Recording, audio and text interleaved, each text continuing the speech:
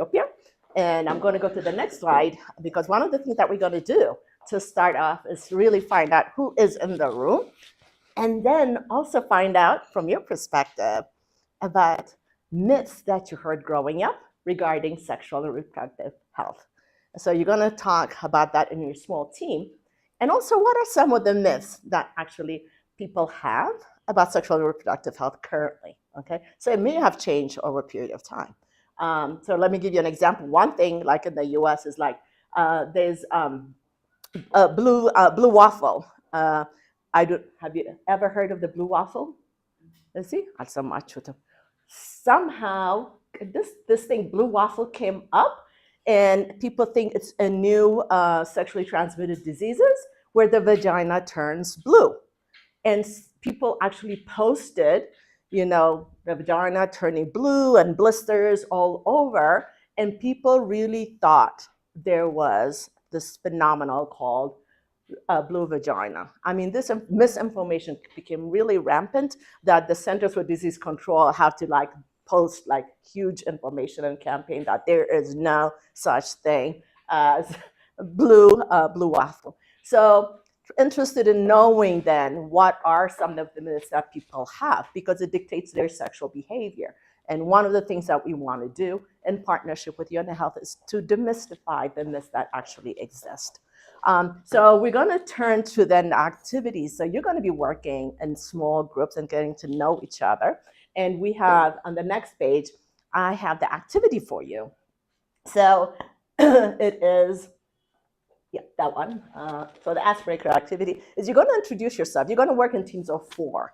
So perhaps in your little circle, maybe we'll have three groups here, and you identify a note taker from your team that's going to take information from the discussion. You're going to introduce each other. No lengthy introduction, just name and your agency affiliation and why you're here. And then, so you're going to discuss what was a myth you heard growing up, what's the myth that's common now, and then on a scale of 1 to 4, how comfortable do you think that people in your circle are? And you can include yourself or exclude yourself. How comfortable are people talking about sexual and reproductive health? So you're gonna do the numbers individually. And then what suggestion do you have to enhance sexual and reproductive health in Ethiopia? And then prepare to present the result for the discussion. So let's have three groups, 1 here, 2 here, and 3 here to make it easier. And sorry, so there's male dominates here. So if you're fine, you're fine. So you could just stay in your room. And actually, let me give you 10 minutes because it's really important conversation. And we're going to be really flexible with our schedule. And I hope you will be flexible with your schedule as well, since we started late. And then all of us, the partners, will introduce ourselves later. So let's get started. And it's now 9:30. So let's gather at 9:40. So whoever there's the note taker or the facilitating to make the, all this covered in time in 10 minutes. Okay. All right. You can get started. You can stay in this room. You can huddle other places. You can use the hallway, wherever you are. So note taker, and I have cards that the note taker can use. Thank you. Yes. The note taker can take either notes on paper, or here's a card if you want it. Yeah, take charge. Fantastic. Okay. Yeah. You want us to do all those questions in 10 Yes, minutes? yes, we're gonna put in 10 minutes. Yes, I know it's a challenge. Like I said, are you up for the challenge? Yes. Oh, can you put it up? Yes. Oh, It should be. I don't know.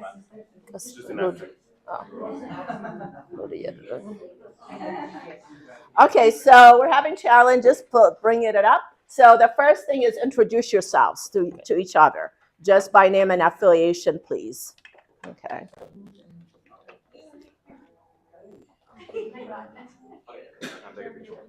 Oh, thank you. Take a picture. That's a amazing. good strategy. Okay, there it is. Okay. There it is.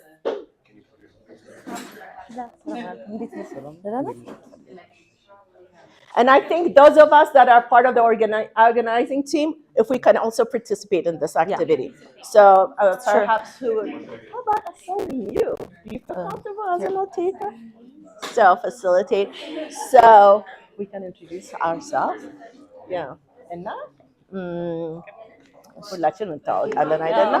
So then, at this year, and then what's the myth you heard growing up on sex? Myth Shucks, join us. My Need a meal. my parents, but my mom was very conservative in that, intimidating beverage around health, sexual health. So I felt even like if I talk to a guy or even if I kiss a guy, I might get pregnant. Yeah. Seriously. I mean, it was like, I guess, in a kind of a way to intimidate you and just Like, to, don't try it. So it's not a myth, but it is a myth actually, but it's not a myth. It's not a myth that many people perhaps believe in. But anyway, that was it for me. Yeah. I'm blanking. You guys go now. Okay. Lenny, God, it's so funny because so I grew up in the U.S. I grew up with like Ethiopian parents. And when I was people think that I'm so like American and my culture. I grew up like, but Babasha culture, like I think one of them is the myth around kind of like if you have sex, you're gonna get an STD automatic, like HIV, but HIV/AIDS. I think የዛን ጊዜ with my parents' time, but HIV ምናምን በጣም ከባድ ነገር ስለነበር they kind of made it be like በቃ ያ በሽታ በቃ እንትን እንደዛ እና so I just felt like በቃ if you do that right away, like your chances of getting HIV. So it was kind of like stay away from it. So it's kind of like I grew up for a long time like thinking like sex is equal to HIV, which it isn't. But that's kind of like in my end. Like, I have a so so yeah. What are myths? It's more like reproductive ways. Let me turn on the screen.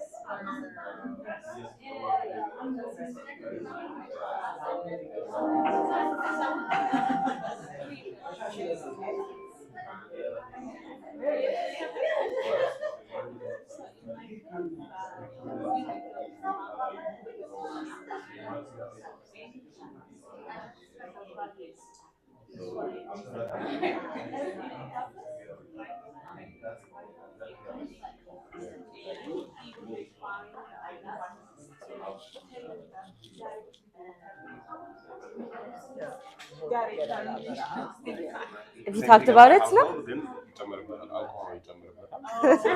What is I missed this one? Is it if you talk about it or if you do it?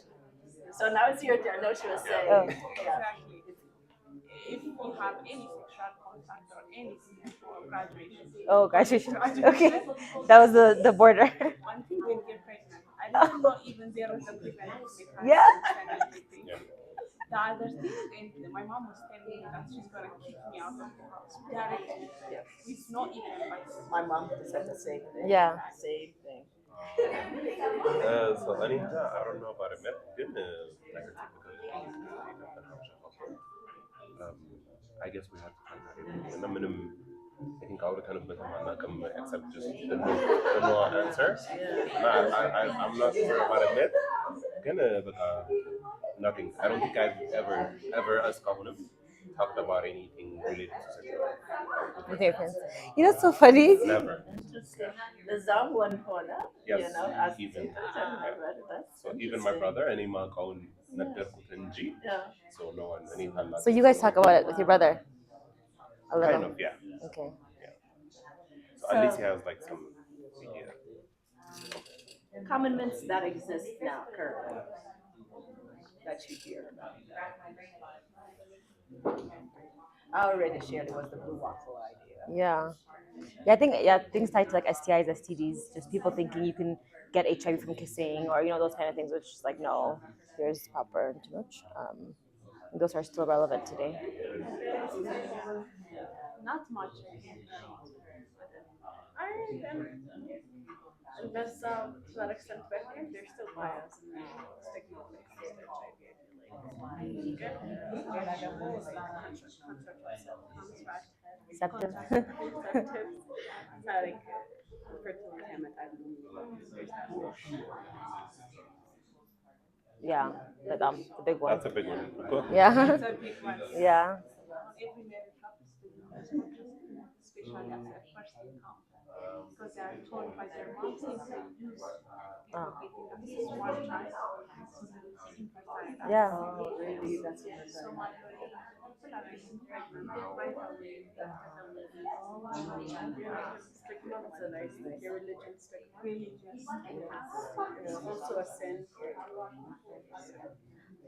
I'm so interested because there's a parent and a son over there. Not this is the first time they're being forced to do this. This is an experience. Like I think I was gonna have him go somewhere, but I was like, you know what? This is the time you have to be bold and talk about it. Cool. So there are partners. Vision Pharmacy. Vision Pharmacy. They are partners. Oh, sorry. Let me change the setting. Does that Oh, make it full screen? Or like it won't English let me. post? This you want application to this. The next question is how comfortable? On a scale of 1 to 4, how comfortable do people feel talking I think about? about 3 is setting key. No, it's here.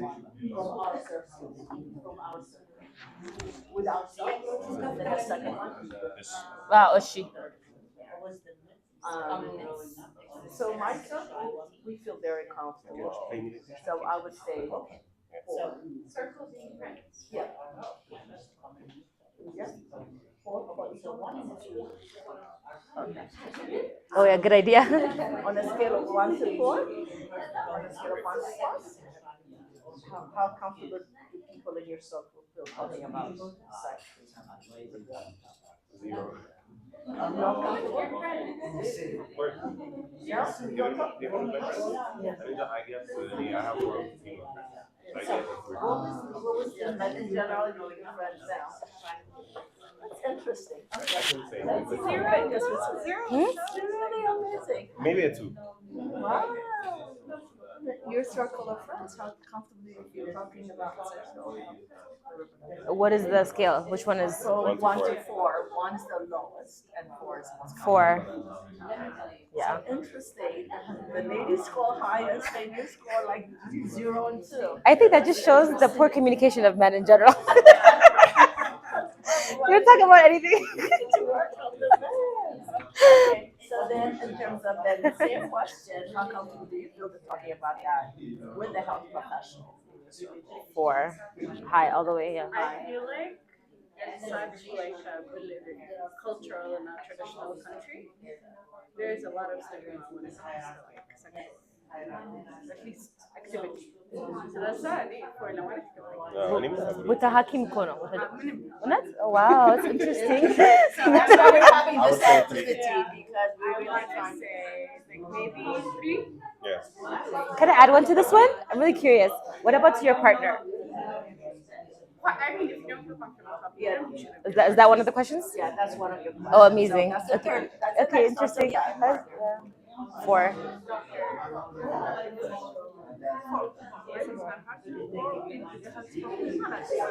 Four. It's interesting. I'm not quite there. No. Okay. I would say maybe Abroad, Interesting. I feel like abroad is easier, and I don't feel anything. So it's just about the culture. sexual partners having I conversations. think the key. No, about our sexual needs. It's yeah, it's cool. Yeah. Really? Yeah, it's very true. What about you? Your partner, what age you maybe? 3.5. 3.5. There's like That's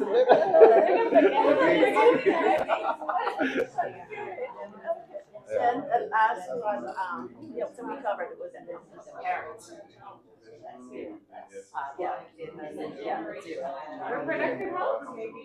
Yeah. Sexual. How about you? You already said. Okay, very good.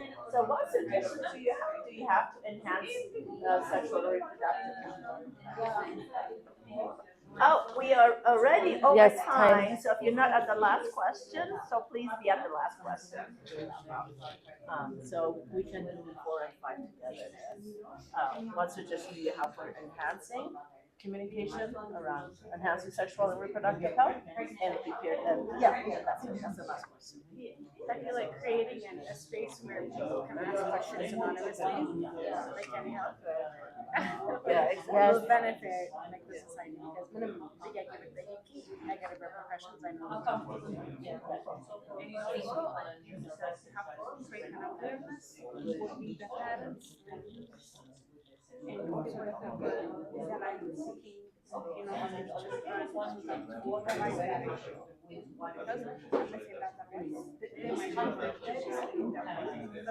now it's not at the same time that would be generational. So I feel like we have to work the institutions of education.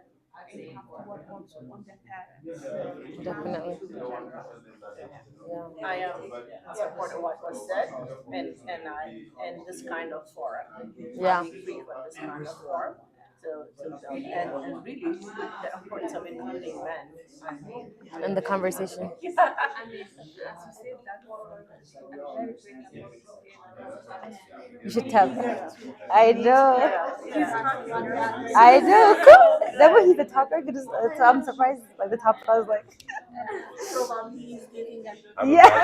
imagining if my mom was here. Cool. I would have been like, I was like, very neat.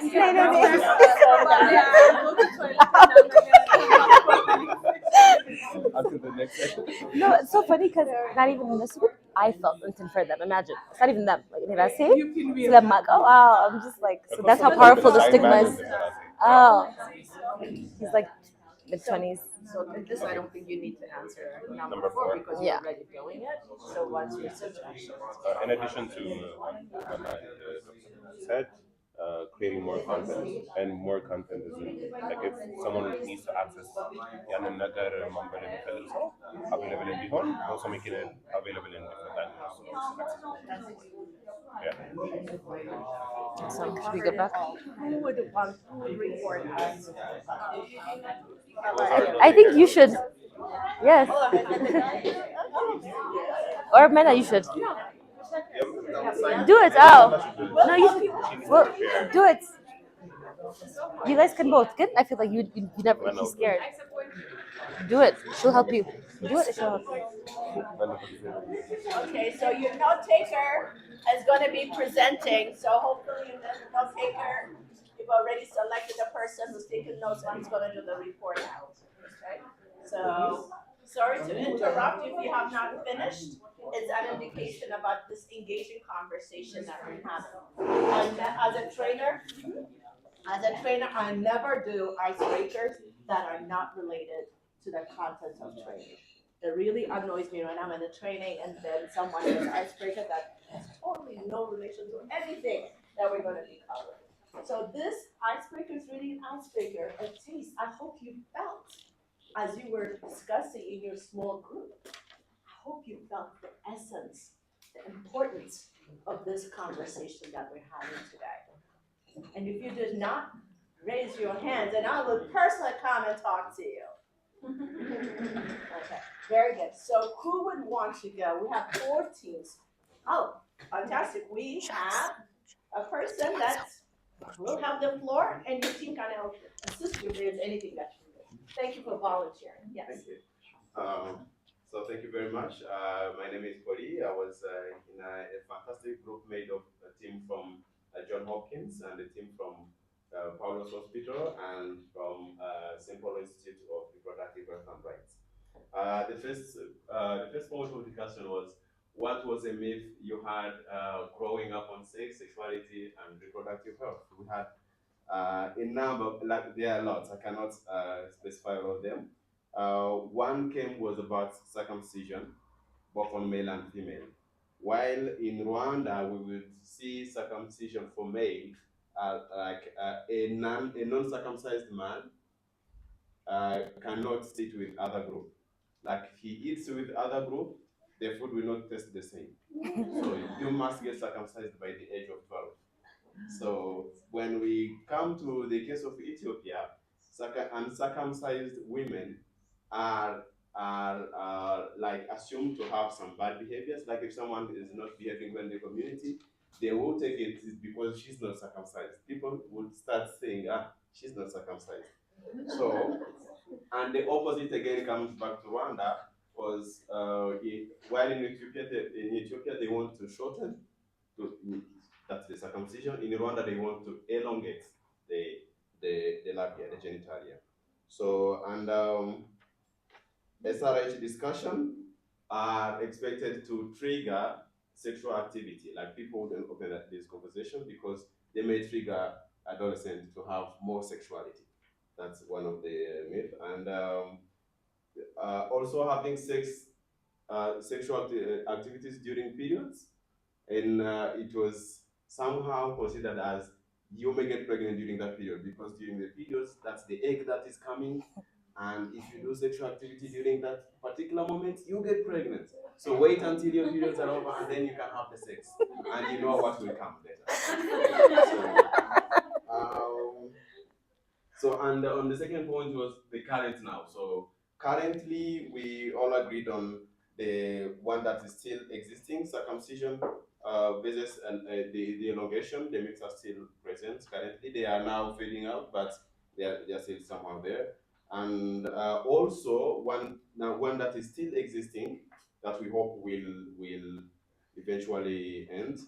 Early sex, having early sexual activity can prevent dysmenorrhea. Some women are being misled, being told that when they have pain during menstruation, that if they do sexual sex, like having sex with a man, that the pain would go away.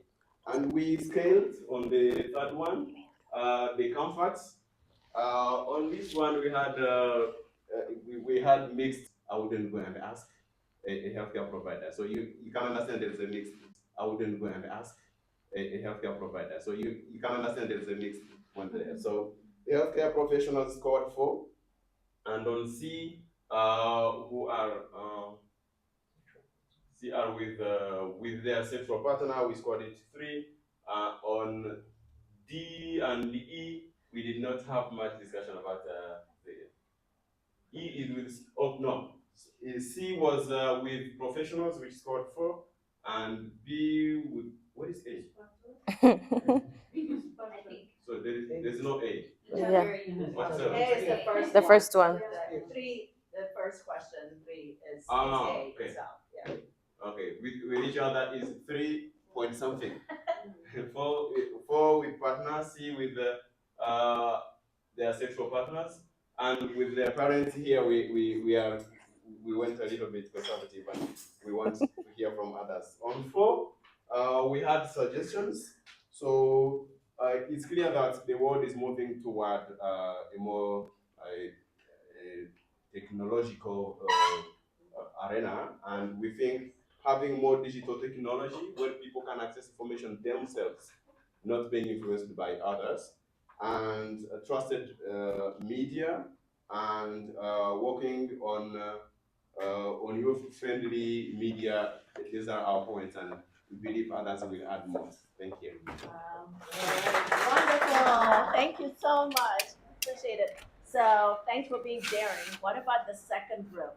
And it's really great to have brought different cultural perspective, Ethiopian and Rwandan. So very interesting. I learned so much new information. Okay, so we go next and we're gonna move it faster pace a bit to get through everything. Okay, Dr. Ruth? Yeah. It's really interesting. In America, there's a sex expert. Her name is Dr. Ruth. So I just remind you of that lady. You know that lady? Oh my gosh, she's very famous. Yes. So Dr. Ruth. Hey guys, how are you? So I came from another fantastic group. We are from KMS Health Consultancy, Yakati 12 Hospital, St. Paul's, and myself from Noah. We had a great conversation, but we did not get to scale. So you have to forgive me on that. We were very much taken aback with the myths and the facts we have in Ethiopia when we were younger, and what are the myths right now.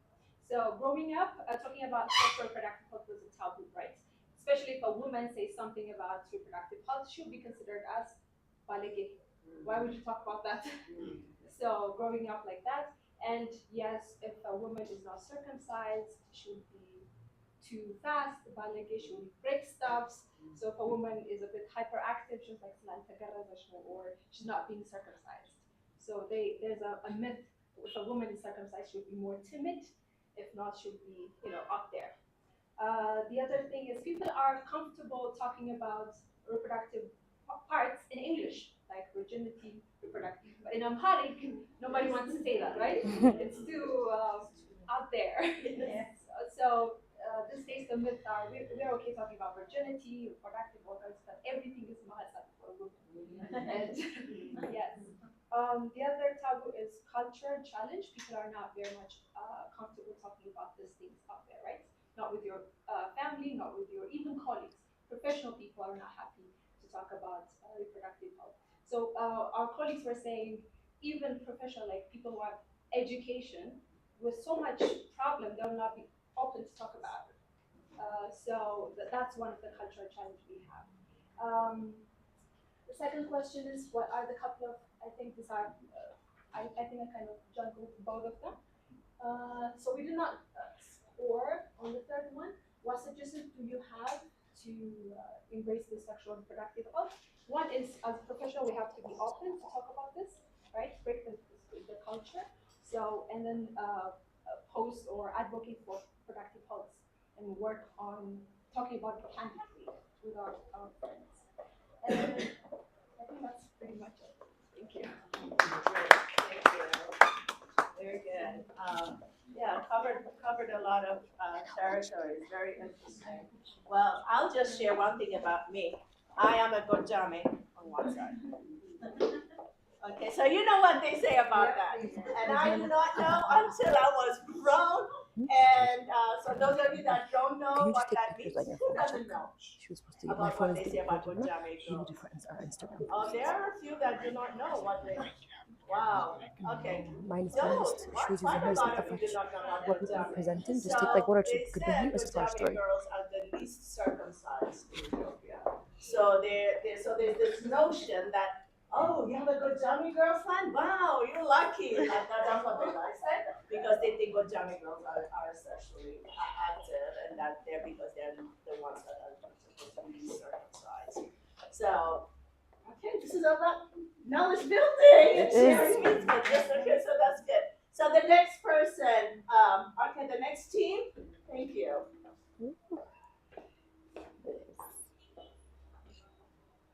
All right. Hello, everyone. How are you guys? We had quite the interesting group too. I think we had a couple generations in there.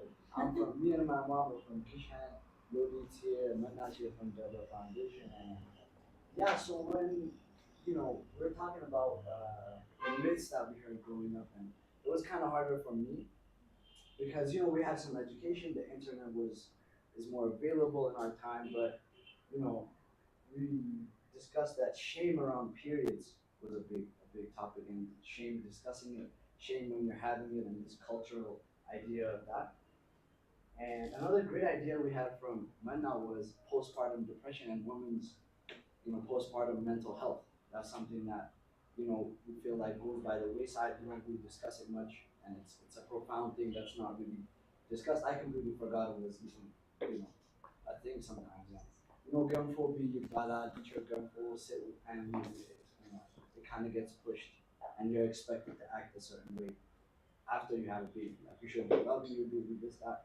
I think that was a very significant point. And yeah, so we were talking about some of the myths that exist currently. You know, we have a cultural taboo in the whole ideology of discussing sex. And me and my mom personally, we had a case study, and we've never had that discussion. You know, my mom's a health professional, my dad's a health professional, and we still haven't had those discussions. You know, even though we're open about other topics, my parents are educated, I'm educated, and you know, we still haven't had those discussions. And it shows like how deeply rooted it is in the culture to not discuss, even amongst the most educated, open, you know, people. Religion was also another one. So religiously, you know, there's a religious taboo within families. You know, there's a hierarchical system where it's like, you know, you shouldn't really shoot into the parents, the uncles, mom, you should stay here and you know not really have open discussions about that. The generational gap too, like something that my mom was saying. I mean, we work together, we live together, we do all this stuff together, but still, there's that generational gap of the older generation saying, I didn't discuss that with my family, so we don't really discuss it with you guys. And that's something that's also kind of being passed down generationally. Educational systems, for example, if you're going to international school, a good school that has you know good teachers and good systems, it's like yeah, you'll have a chance of maybe discussing some sex education, like me and Mona had, you know, even though it was brief, but in slightly you know more like impoverished and poor societies, that's not even an option to even ever have that discussion. Another one is fear, you know, fear amongst peers, uh, amongst the older generation, amongst adults. That's also something. So when we got to the scale question, we did a little bit. So we said that we had varied results actually. And we being, I think I'm the youngest, but I was the one that was least comfortable discussing with my friends. You know, as men, sometimes it's kind of difficult to have those discussions without, you know, sexual health. So yeah, we had some mixed ideas, but Manna and Yuri said that they were more comfortable discussing that with their peers, and also it's something to do with exposure and you know living abroad and having those you know international ideas of you know being open to it, and that exposure is also. We got the health professionals. That's as far as we got. But yeah, we were all pretty comfortable discussing with our health professionals, as it is kind of a good barrier to you know discuss because it's a health issue and you trust doctors are trusted, health professionals are more trusted, so it's easier to have those discussions with them. But yeah, we had an interesting group.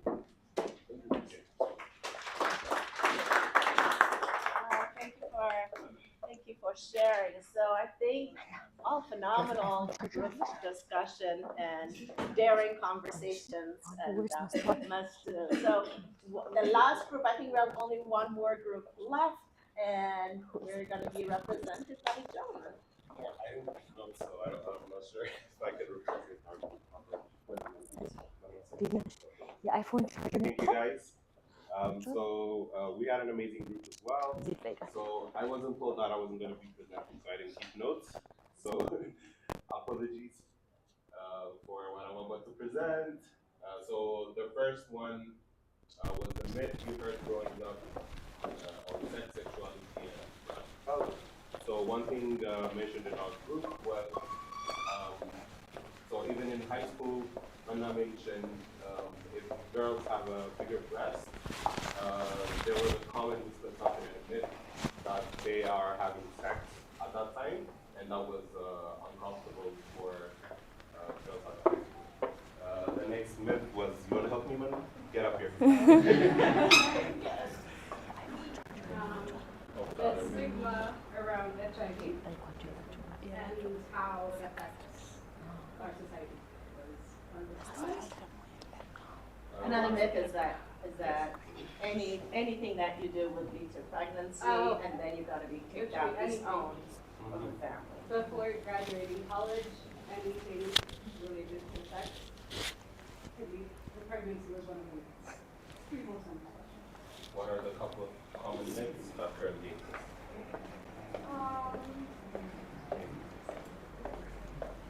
You should write it down. Let's skip to the next one. On a scale of 1 to 4, how comfortable were we discussing sexual reproductive health with each other? With friends, all of the women said that 4. it was a 4. Same with the group. The only one man that we have said it was a 2. I think I said 0, 1 He to said 4. 0 and then jumped to 2. That's interesting. Yeah. So I guess men don't communicate after all.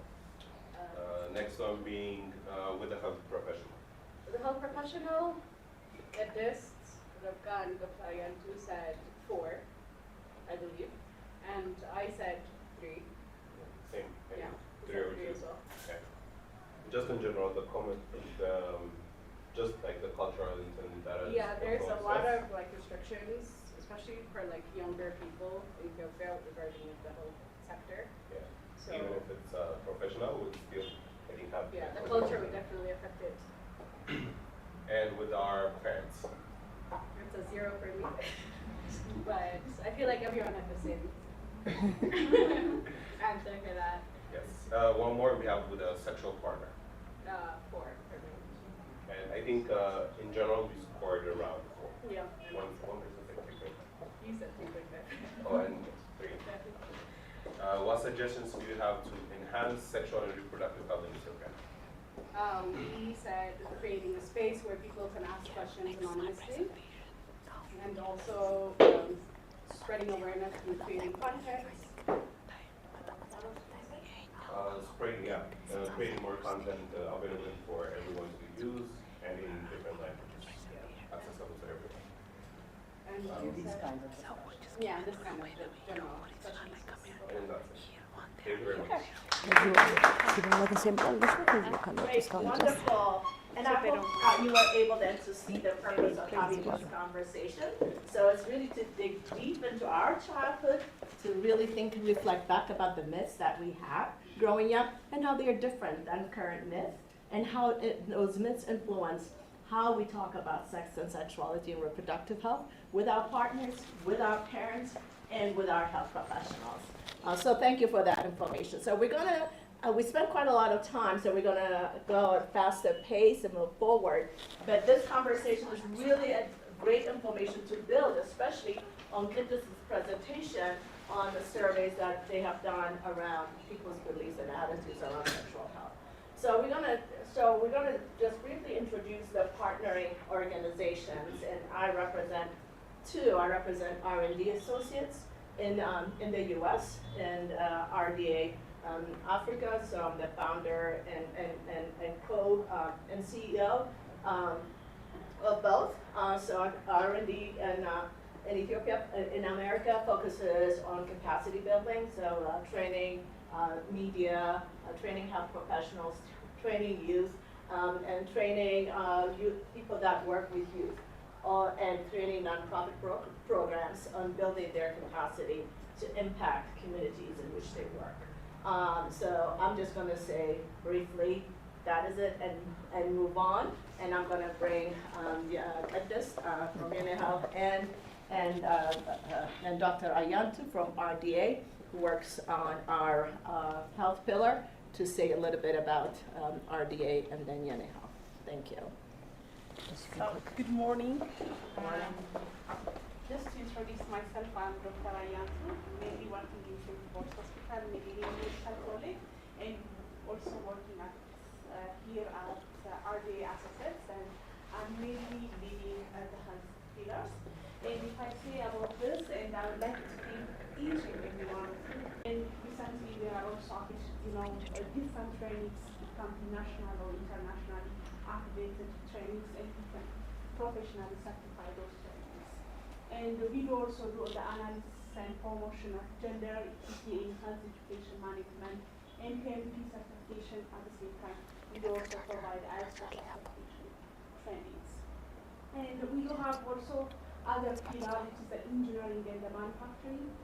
In engineering and manufacturing, we do have project management, PMP preparation trainings, quality assurance, mainly the ISO in contract management in the night. In the last is hospitality and tourism, and we do have requirements, brand standard audits, employee surveys, and financial and internal reviews. At the same time, we do trainings across all our health engineering and hospitality and tourism, the ISO certification. This is just a mini presentation about RD. I hope we will work together with each of you in the future, and thank you for your time. So now I will welcome this so that you can tell us about this YeneHealth, which is the most important fintech application, and she's the creator and the founder of YeneHealth. Just welcome this to the. Thank you. All right. I'll move this over to the side. Not blocking. So hey everyone, how's everyone doing? Good? How do you guys feel after the activity that Rivka did? Do you feel a relief? Are you gonna go home and talk about this at your house? Maybe?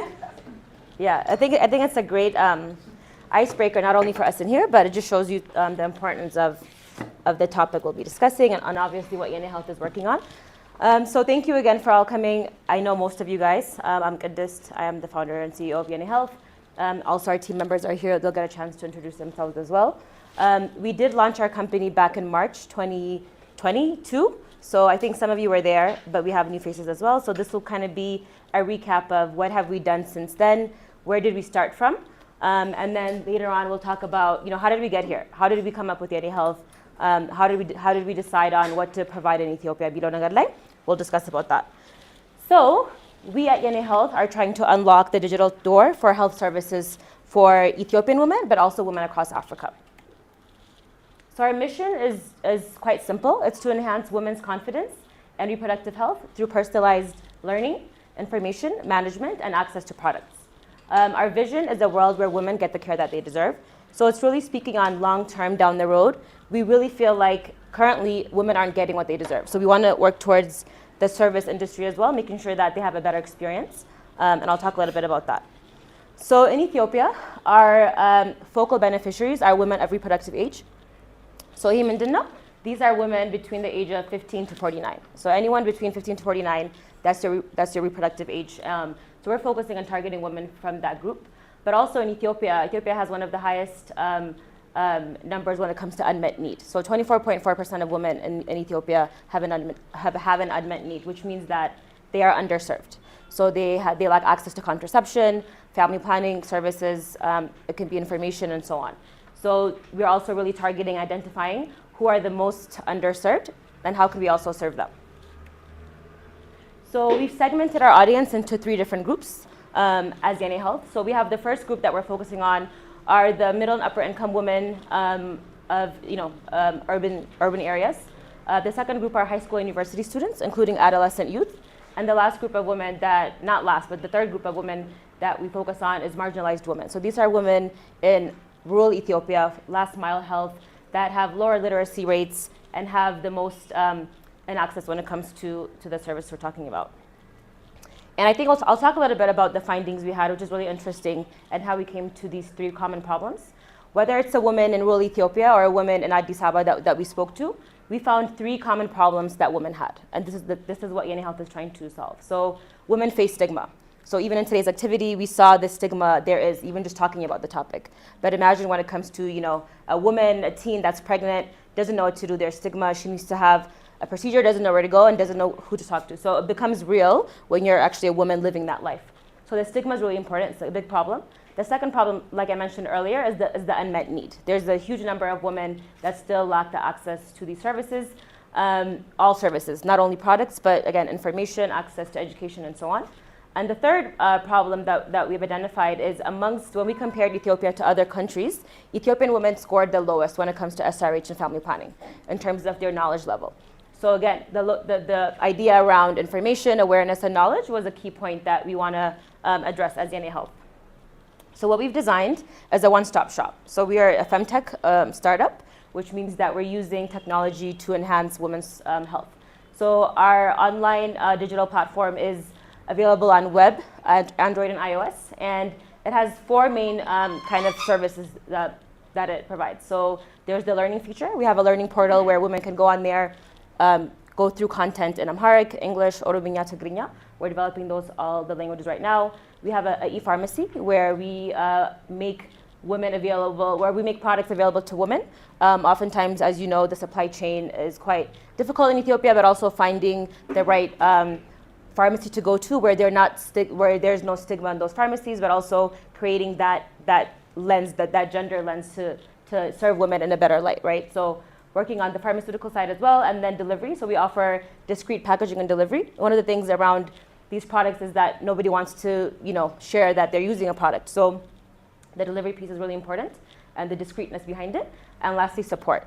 So we also have features on the application that support women, but we're building a partnership with local NGOs as well, like MSI, to utilize their call center. So if there's a woman that doesn't have access to a smartphone, she can call the call center and say, hey, this happened to me, I need this, where do I go? And we can still serve those women that may not have smartphones as well. So how it works is quite simple. A user from the safe and privacy of their home, they download our app or go on our website. They can learn, monitor, and track their pregnancy, their fertility, their menstruation. They can shop and order for products. We also have, again, the discrete delivery available. And lastly, we link them to support lines. We're also thinking about expanding and offering different linkages through labs and different things that women may need, again, to give them a better experience around accessing services. So just to give you a quick idea of kind of our learning content, let's see if it's going to load for us. We develop content that is that's simple enough for people to understand. It's a bit choppy here. Here, I'll play it here. So for example, this is one of the videos we have. A glimpse by offering different languages that are spoken in Ethiopia. So most of our videos right now are all in Amharic, but we're also having it in Orominya and Tigrinya as well. So this is also just, again, a glimpse of that. And we'll go over the demo later so you can see what it actually looks like on our platform and how we're.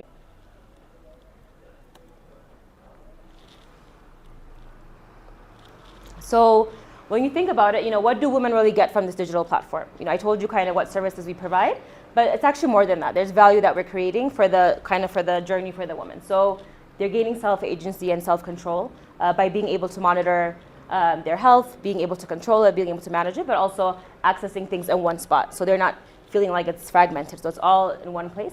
They have a variety of product choices. So we recently actually launched a partnership with Yishan Pharmacy, and they're actually here with us today. So we're working with like-minded pharmacies and service providers to really make sure that we can make products available more and accessible. So working with similar organizations like that, offering a variety of products, learning without stigma and judgment. So as many of you guys know, in Ethiopia, the first kind of contact person when it comes to being sick or getting medicine is the pharmacist, right? So you go to a pharmacy and you have that initial interaction with that pharmacy. And what happens is there's a lot of provider-induced stigma from that. So the pharmacist, let's say a woman comes up to them and says, oh, I want to get a birth control or a post pill. There's going to be judgment, again, just because of our society, how we grew up and all these things. So by using our digital platform, we're kind of getting rid of that awkwardness, that judgment, that stigma. So women can feel open to say, hey, I need to get some post pills. Is that the best thing for me? Then she can learn through our app without having to face anyone with these videos, with the content, and be able to make informed decisions to kind of tackle this thing. Again, the discrete ordering and delivery, menstrual tracking. So we'll be introducing the first menstrual tracking in Ethiopia made for Ethiopian women by using our own calendar as well. So we've really taken time to understand our users and make it very, very contextual to our needs. So we'll be launching that in the next few weeks, but we'll show you guys today a soft launch of that. Pregnancy planning and monitoring as well, where you can monitor and plan your pregnancies ahead of time based on a woman's reproductive goal. We'll align it using artificial intelligence to tell her, if you're trying to get pregnant, this is your most fertile window. You can try this time. If you're trying to avoid getting pregnancy, these are the methods that you can use. So we really try to understand her needs and give those services. The nurse support line I mentioned earlier in partnership with MSI. We also, not recently, but a few months back, started a peer-to-peer Telegram community group for women. That was one thing we found in our survey. I'll talk about it later. but a community where women can just ask questions to each other, share ideas, saying, hey, I want to give birth here, where's the best place, right? These are little things that women want to talk about, but they can do that with other women that want to take more control over their health. And then we recently launched a feature called Ask Any Doctor, where we've onboarded 18 doctors here that offer their expertise and answer questions to women. So if a woman wants to go on our platform and says, I'm thinking about getting an IUD, what should I be concerned about? Our doctor will respond to her by saying, hey, these are, this is what it is, this is the side effects, and so on. So really trying to push them to be more open about these topics and normalizing that. So our theory of action is quite straightforward as well. We believe that if women have direct access to the information and a broad range of product choices, then their uptake of these products will also, and their overall health will be improved, including their self-agency. So we really strongly align with SDGs 3, 5, and 17 to work towards bigger global agendas as well. Kind of talked about this. So this is what our platform looks like. You learn, shop, connect, and control. We'll go through the demo in a bit so you'll get to see. Ultimately, what we're really trying to create at YeneHealth is create synergy amongst the different actors within a woman's reproductive health life cycle. So there's everything around infrastructure, health, there's care centers, there's policy, counseling, there's the pharmaceutical side, there's the clinical side, there's the women's rights side, there's the education and awareness side. So we want to play a role by using our platform to link all of these things so that women can be part of it, and also providers can talk to each other in that way. So Ethiopia is our starting point, like I mentioned earlier. We're starting in Ethiopia, it's our home. We think that it's needed here, but we definitely plan to grow and scale across Africa. It's actually expected by 2050 by UNICEF that women of reproductive age across Africa will reach 500 million. That's a massive population that needs to be served. So we believe that using digital can really help us reach the most number of women at the least possible cost as well. So this is the mass kind of scale we're trying to reach and the impact that we're aiming for. So we are a women-led and women-centered organization. We have great men on our team as well. This is our team right now, our super team. We have over 37 years of experience in healthcare, management, policy, operations, finance, supply chain, and so on. So we're a global team of young people that truly care about the topic. And a few of the faces are here. You'll get to meet them. And these are our doctors that I mentioned earlier that we just onboarded. We have 18 female doctors, and that was by design. Again, we really took time to apply the human-centered design to our approach, where we took time to understand, ask women, who do you feel most comfortable with talking about these things? And they always said, we want to talk to a woman doctor or a female. So we've taken that feedback and said, okay, let's just first bring in women. We definitely do want to be more inclusive and add men as well, but this is what the women said to us. So we're kind of going with what they said. Obviously, there's lots of actors in this room. We made it a very intimate event today, just stakeholders and partners that we have, like-minded organizations. But we always love your support in terms of anything around advisory, funding, reaching more women, partnerships, and advocacy. One of our pillars with the partnership today is also around these things: partnership, advocacy, building capacity with healthcare providers, but also getting this product available for women across. So I invite all of you guys to check us out if you haven't. I'm sure you have, and be a part of it. We're here obviously because we are mission aligned, and that's I think about it about YeneHealth.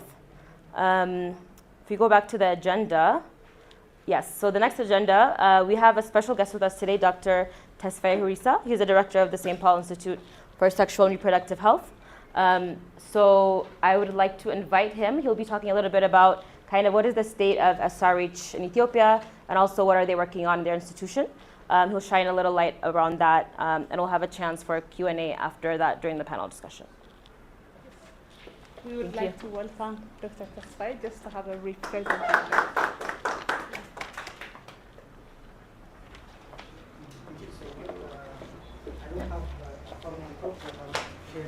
Hold this one. Just hold the dress.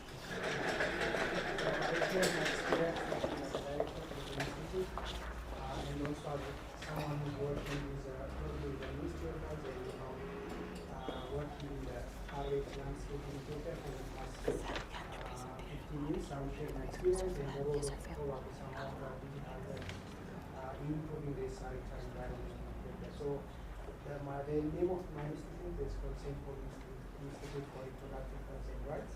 It's located inside St. Paul Hospital in the country. That is everybody in this room knows St. Paul Hospital. So I will try to do that. Can you hear me now? Okay, so I think everybody knows St. Paul Hospital in American College. So it's one of probably the largest maternity hospital in the country. So this institution is located inside the hospital. Initially, we were functioning as Center of Excellence within the college. So the initial vision was making the college a Center of Excellence in sexual and reproductive health in East Africa. So we started the project, but later on, due to the governmental bureaucracies and other problems, we couldn't function as much as we needed. So we came out independently as an independent civil society organization in 2019. So it's a very young organization. Its name is, as I've said, it's St. Paul Institute for Reproductive Health and Rights. So St. Paul stands where we are physically landed. So we have four major pillars. We work on training, research, advocacy, and clinical service. We support the only fellowship program in Africa that's called the Family Planning and Reproductive Health Fellowship. It's a 2-year program post OBGYN training, so we do have some of our fellows in this role. In addition to this, we support research and also training capacity of medical students, residents, and fellows. So this is basically what we are doing. Maybe I will expand more based on your question. But somehow I need to share you a story which can be somehow relevant to why we are today. So some 4 months back, there was a publication by a British philosopher and author on Ethiopian SRH. So this publication was a kind of a commentary, and it talks about the change in Ethiopian abortion law and how that didn't bring a change. It actually harmed the woman and it increased maternal morbidity and mortality. So this publication was authored by a non-Ethiopian person. No Ethiopian was involved in this commentary. And it comes to us as a shock, because it was distributed widely throughout the country. And then following that, this same author was going throughout the world and speaking about his publication, how he has started making an influence in Ethiopia. So we had to do something about it because it's total misrepresentation of what's happening in Ethiopia. So basically, the paper says that following the safe abortion law in Ethiopia in 2005, the women of Ethiopia are not benefiting from the changing law. It says actually maternal morbidity and mortality has increased by liberalizing the abortion law. So it was wrong for several reasons, but mainly for someone who is a non-Ethiopian, a solo author writing about Ethiopia was wrong. And if as someone who has stayed in the research environment for some years, I would immediately reject this paper because someone who is not Ethiopian cannot write about Ethiopia without involving at least one poet and literature. But somehow he got away and he published a paper on the giant Ethiopian medical journal. So we sat together, the Ministry of other stakeholders sat together, and then we thought what we can do about this, because the paper was disseminated globally throughout the world. Beyond that, he was, giving a speech, giving an interview about what we are done in the country. And then, after this first gathering together with the stakeholders in the country, we made several plans, and 3 months later, we wrote an extensive review on the paper, and then we published in the same journal, review, outlining the falsifications, the misrepresentation of the data, and all the flaws have been outlined and published on the same journal. So this paper was published, I think, a couple of weeks back on the same journal. So somehow we have tried to buffer the adverse effect of this publication. So why is this talk relevant to our topic? As someone who has led this initiative, I have seen a huge gap in data. So over the last nearly 20 years, I was trying to do literature review to see what data we have on abortion, what data we have on family planning. There was almost nothing. It was really difficult. Data were distributed here and there, and the figures are they are not consistent to each other. And we use classic paper-based method of data capturing. It was really hard to capture data. So I think this is where the digital health, plays a critical role in transforming the data. Again, recently, if you have read a publication by Dr. Lia, she was stressing, the importance of data, the impact of data on country's development. So everything that we do is built up on quality data that we get. So unless we transform the way of work, our work towards a digital form, then capturing data, everything will be very, very difficult. So I think the role of digital health in capturing data, in documenting data, I think will be huge. So if you have a data, if you have an electronic registration, if you have good data out there which are registered electronically, things would have been much easier for us. So this is one of the areas that we are really working in, that I really hope we continue to work with YeneHealth. With technical and financial support, we are transforming the one branch of St. Paul Hospital, if you know the Center for Reproductive Medicine. It's a branch of St. Paul Hospital around Hyolet. So we entirely supported that institution to transform from paper-based to electronic-based. So everything has now changed to electronic-based approach. And then we take that experience and now we are trying to transform St. Paul Hospital fully into an electronic-based registration and documentation. But this is not enough. We are a country of more than 110 million people, so the demand is there. We really need to join hands and work together to transform the country's documentation, the country's health. Beyond that, as an instructor, as someone who teaches medical students, residents, and fellowship, I have seen a change in pattern. If we want to improve access, if we want to improve, safe abortion access, SRH, family planning access, we need to transform our service. Now, most young generations spend much of their time, more than 80–90% of their time on TikTok, Facebook, and Instagram. So the classic teaching of classroom methods or classic paper-based method cannot work anymore. So I think we need to come out on TikTok, we need to talk on Facebook, on other digital technologies, so that we can have the young generation, help the young generation access SRH. So I think what YeneHealth is doing is amazing. I've been able to attend the first launching meeting 3 months back. They have done a lot of talking, probably few months time. So I hope we continue to work together. Congratulations again. Thank you so much. Thank you.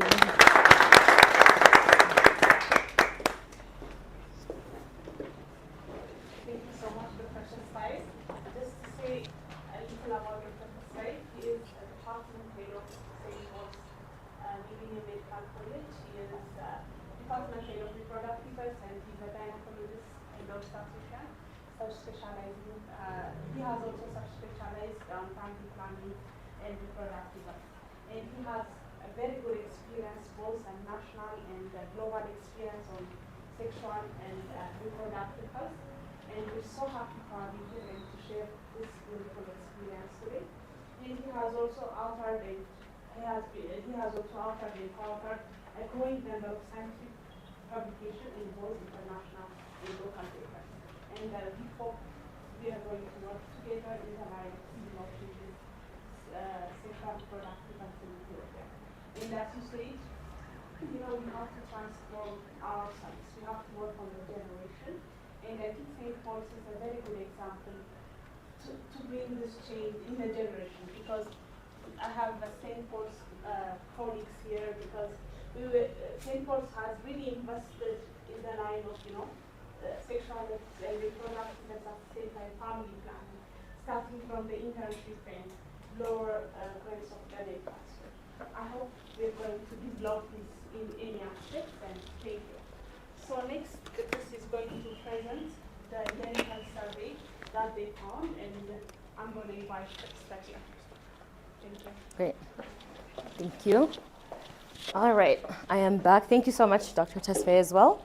Again, from your support, I think since the first day, about 7–8 months ago, when we had shared about YeneHealth, he's been so supportive and guiding us as well on how we should do things and so on. So we definitely appreciate your unyielding support on this agenda. So part 2 of the day is going to look like it's going to take us back to how we started YeneHealth. Why are we working in the pharmaceutical space? Why are we working in the learning and education space? Why are we working on SRH in general? And we did lots of our own internal data gathering surveys to kind of understand women, understand what are their issues for them, how would they like to be treated, and how could we support that. So I'll go over the 2 surveys that we looked at, the demographics of the participants and the key findings. We took two surveys. One was about the educational piece of it. How do women think about SRH content, learning, resources, and also from the pharmacy side, how do women access products, and what's their experience like when they're ordering products and so on. And then we have a few testimonies, and we will jump into the app demo so we can see how it actually works today. So we surveyed 241 women within our network. So these are women that we sent through via text, LinkedIn, Facebook, different social media platforms. So they're women that are around Addis Ababa, focusing on this area. And we had 166 participants on the SRH product pharmaceutical side. Then we had 75 participants on the educational side. The purpose, again, like I said, was to gather data on their relationship, experience, and how they seek for these products and information around SRH. The age of the women that we surveyed were between 17 and 45. And this is a very interesting thing. So the education level of the women that took the survey, as I said earlier, we shared through our own networks. They're educated women, as you can see, with bachelor's degrees, master's, even PhD level women that took the survey. So it will kind of shine light on the findings that I'll discuss. So keep this in mind. The marital status of the women, 72% of them were single, 20% of them were married, 6% were in a relationship, and 2% were engaged or women. So this kind of fits into largely the single women that responded. So we also asked them, before we even developed the application, we asked, what kind of phone do you have? We wanted to make it accessible as possible. Obviously, we all know Android is the most used in Ethiopia. This validated our assumption. 68% of them used Android, 31% used iOS, and 1% didn't use either. So they used a different platform. So I'm going to go over quickly our key findings that were really interesting from the survey. We asked the question, what form of contraceptive have you used before? 71% said that they didn't use contraceptives at all. And the 29% that used it mentioned that they used this with combination contraceptive use, birth control, emergency pills, and IUD. That's the breakdown of it. But there's some that are using it, but mostly they're not using it. And we'll talk about kind of why they're not using it. So how do you track your contraception use? We asked them. If you're using it, how did you track it? So many of them said that they just remember when to take it. So if they're taking the pill, they just remembered on their own when it was needed. The 18% that said that they didn't use or that they used contraceptives said that they didn't track it at all.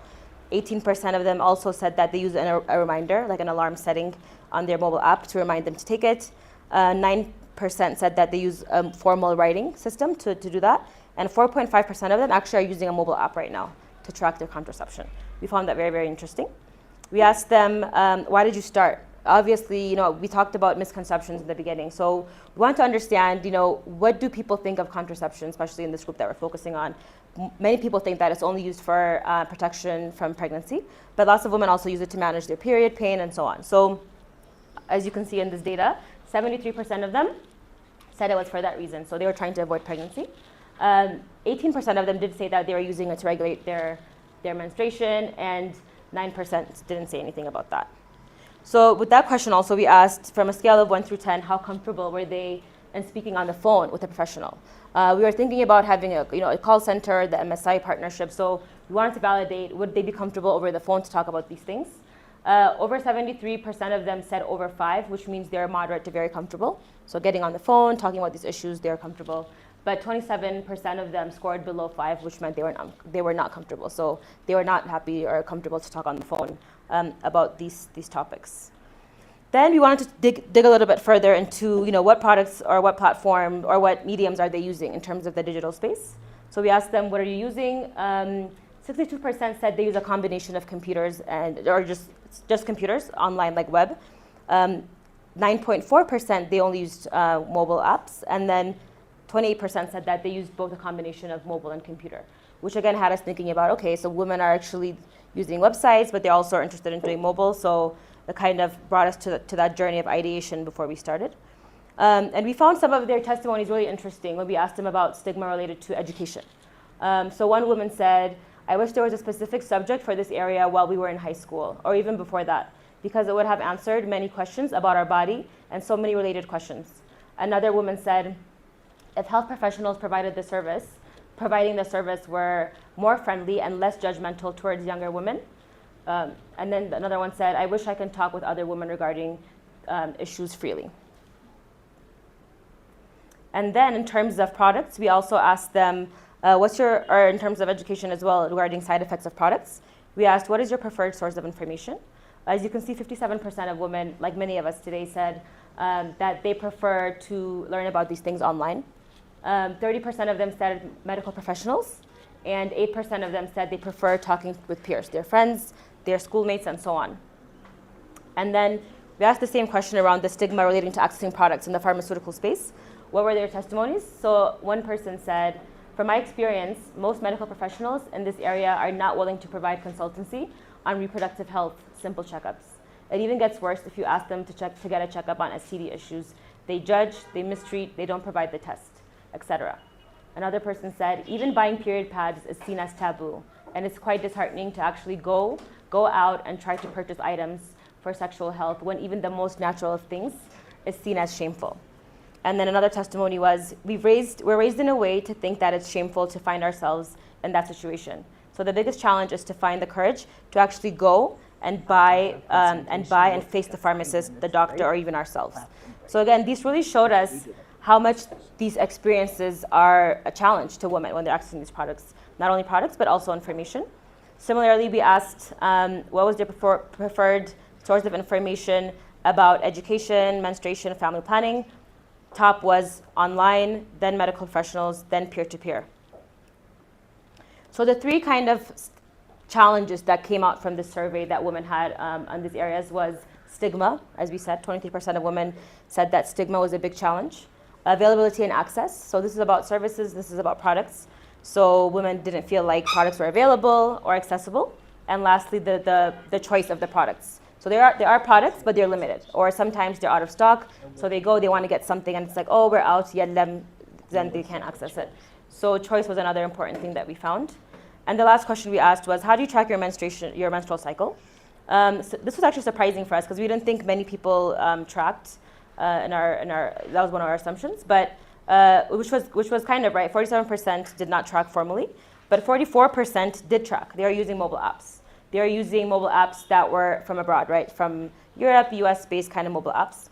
And then 9% used a calendar method, so manually tracking their menstruation. So what? So I mean, what does this mean to us? So we started from here.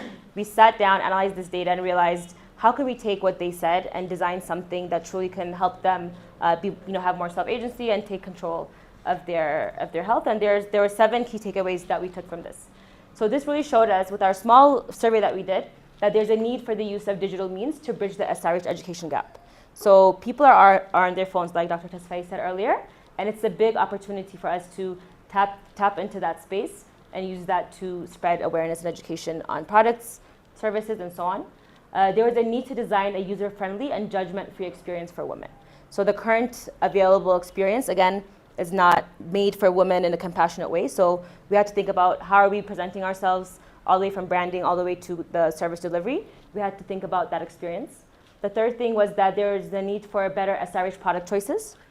Hence the fact that, again, we're really working closely with our pharmaceutical partners to make sure that new contraceptive methods are being brought to the country. There's more availability, there's more stock available. So that was one thing. The fourth was that there was a need for early education in high schools. So a lot of the unaware or the misinformation and the lack of awareness came from the fact that women didn't have these things taught in high school, right? So they become adults. And as you saw, these were educated women, right? These are women that have college degrees with PhDs. They still felt like they don't know much about it. They want to know, they need these things. So that was very interesting for us. So we saw that this has to be, for the next generation of women to be more empowered and educated in this subject area. We have to include this in high schools. And then the need to make sure that SRH services and tracking simpler and easy to fit around somebody's lifestyle. If you tell somebody you have to go there and do it, it's like, oh, it's another thing, it's not important. But if you can somehow blend it into somebody's lifestyle, they're already on the app, they're already doing other things, then it makes a kind of a habit, right? So, oh, tracking my menstruation is normal. I'm doing it as a lifestyle. So thinking about it as a lifestyle for that long-term reproductive life cycle. And the last two, so women, again, so we talked about the educated women. The last one was we need to work on supporting adolescent girls as well. So some of the youngest girls starting their menstruation are dealing with these issues. They're dealing with things that they have to talk about these things. So how do we design something that's also more appropriate for adolescents compared to more older adults or older women? And what we did was we took action, right? So we found out this information, we analyzed it, we saw the key findings, and we said, okay, let's get to work. So that's kind of how YeneHealth actually became what it was. So all of the platforms that I mentioned, the features, came from these findings, so they were informed. So we developed a user-friendly web and mobile application, made super easy, simple to use for women. We created a peer-to-peer women's SRH Telegram group that I mentioned earlier because they said they wish they had peer-to-peer conversations. And then because of the high school education and all of that feedback that we got, we're in discussion with 2 schools to introduce some level of SRH into high schools.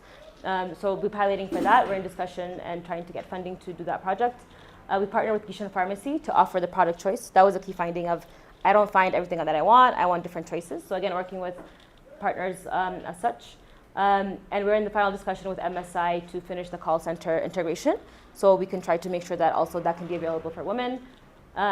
We launched the Ask Any Doctor feature for women to also open up and ask questions to us. And we're flowing that information and sharing to empower them to talk about it. And lastly, the period tracking. We found that to be super important and people were actually doing it. So we're going to be launching that in a couple of weeks, but we'll show you guys kind of a reveal of how it's going to look today. And that is all. So let's jump into the platform. Let me just show you guys quickly the web app first. How many of you guys have you checked our web app before? The raise of hands. Okay, awesome. So we've made a simple user-friendly design. So this is our web app. There's about us, services, contact. But let's jump into the main feature. So the free resource or the learning. So the learning is the key thing that I mentioned earlier. So women can go on here, and also we have it both, you can change it into Amharic and English to make it accessible. They can pick topics from family planning, maternal nursing, sexual reproductive health, and then just products. And they can sort through all of these contents that we've designed for them. Short, simple to understand content. Again, that's also in Amharic. For them to kind of learn about it.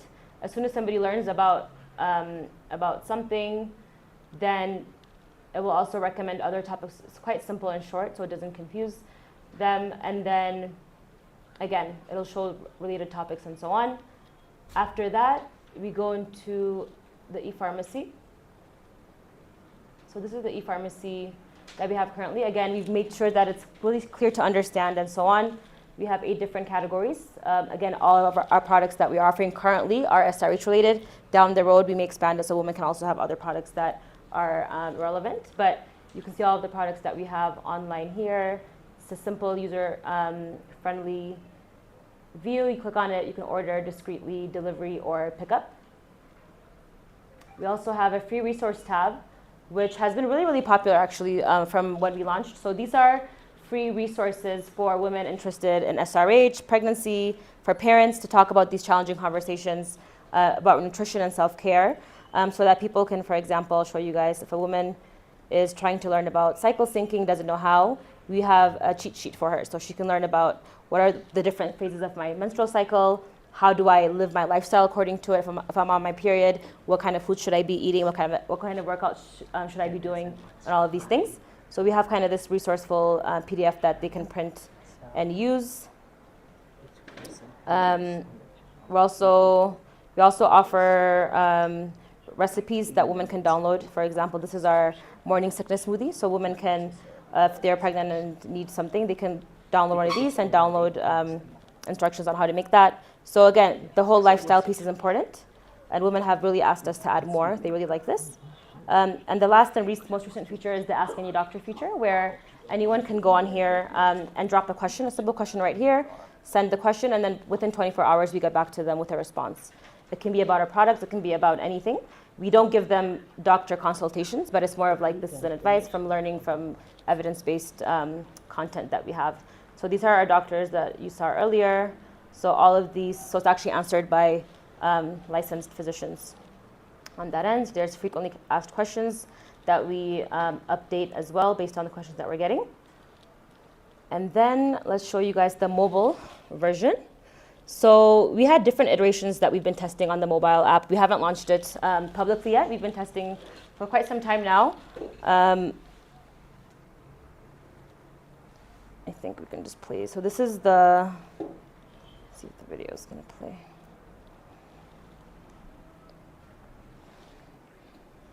There we go.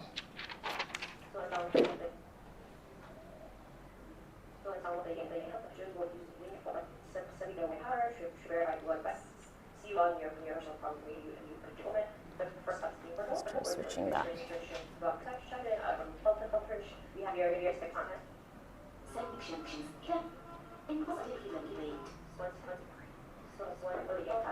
I think the Wi-Fi is not. It's not even going. It's fine. Okay. So yeah. So anyways, I can just slide through it like this, perhaps. So you enrolled using a one-time password, using your phone number. You got a one-time password for security. Then it goes to your profile where you have all of your information, general information that you have. And then you have the features that I mentioned earlier. So you have the dashboard, the learning portal, the shopping, and then the home where you can see. So they can view products directly from their phone. So it's like an e-pharmacy, e-commerce platform. Learn about content. So the content pops up like this. There's a product they want to buy from us. They can learn about the side effects, just general things about it, and make an informed decision about that, and so on. I think the rest is just kind of user experience. So there's some product views on here, for sample.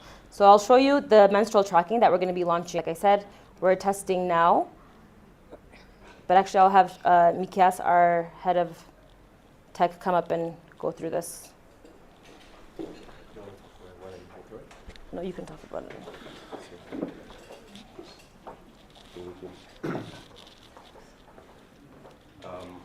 Okay, so this is just the onboarding pages we're going to have on our mobile app. So this is just going to tell you the couple of features you're going to be gaining from our mobile application. So once you're done with that, we'll take you to the login. So one of the comments we got back from our web app was that people wanted to directly sign in and even check out the products before signing in. So the reason we made, if you saw this demo right now on the web app, before we didn't give access to ask the Yene Doctor feature, the learning features before signing up.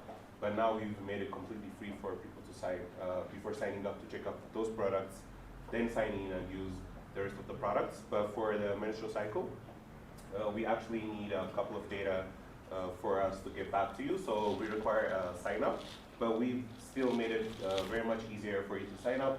You can either use your email, you can use your phone number, or even just a Google account or a Facebook account that you have. So once you put that information, you're directly in the dashboard, and which is the menstrual tracking feature in the front. So another feedback we got from the web app was that we asked too many questions when we were onboarding or signing up users. So even other men that wanted to use the platform were getting asked questions about the menstrual cycle and menstrual tracking cycle that they needed, and which questions weren't supposed to be asked for men. But we made it easier and much more friendlier on our mobile app. So if you're going to be just shopping, we're just going to be asking you basic information and address and pick up phone number. If we're going to be just going on our platform for the Ask the Yene Doctor questions, we're just going to ask you to sign up, then simply ask questions and avoid those questions as well. So this feature is going to be available in our different calendar and Gregorian calendar that we use. The next platform that we have, the next option, is going to be our learning platform.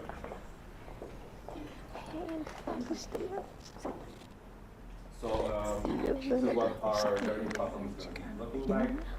So you can actually search the different aspects of the different topics.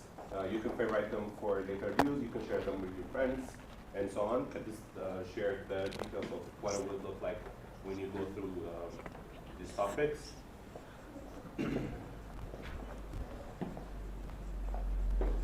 The next platform we're going to have is the shop section. So you can also shop on our website, but you can use the same account and go through our mobile app and get our products as well. And as you can see, it's categorized by categories as well as search and filters.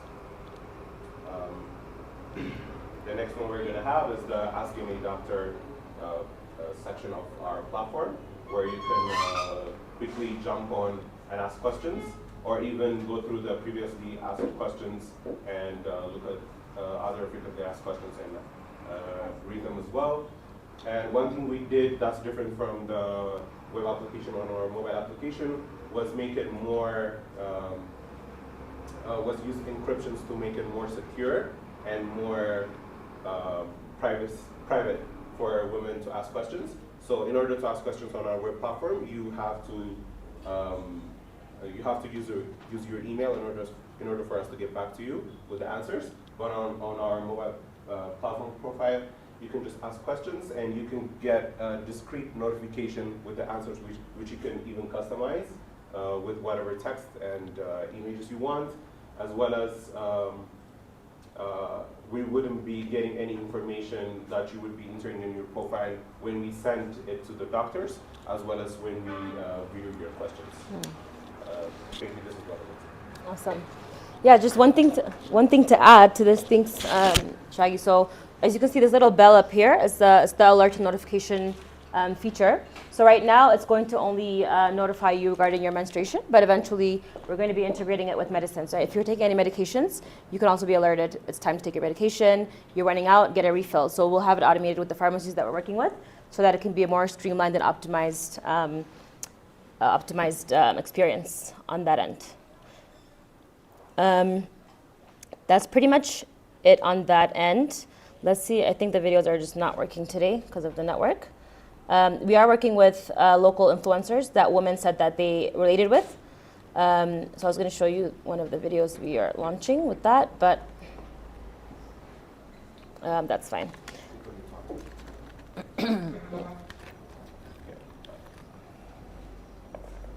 Let's see.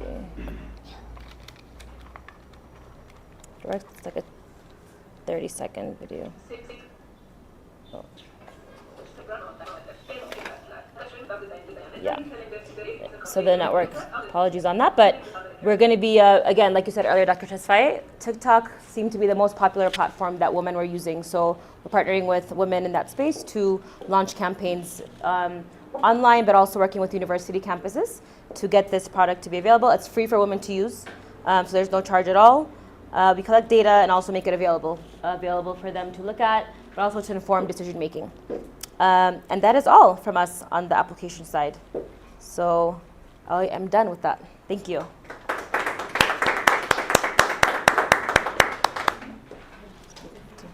Thank you so much, yes, for having a big presentation. Now we can have a 5-minute break just for a toilet and everything. Then we can come back and finish our list of activities. Thank you.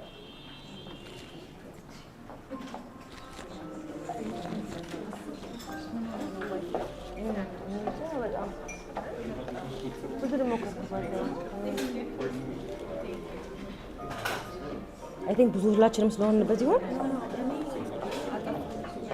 እውነት እኔ ማጠፋው ስልኬ ላይ አይደል? Okay.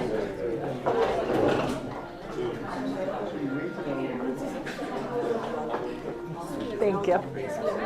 Is it hot in here? Oh yeah, ይሄኛው የሚጨውነትሽን ነው. It's hot. Oh my god, this is like my tin.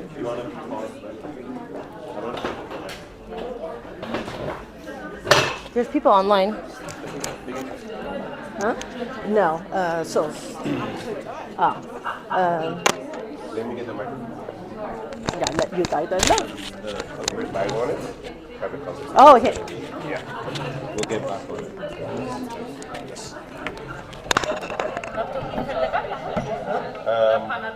Panel, I don't think so. for the beginning part?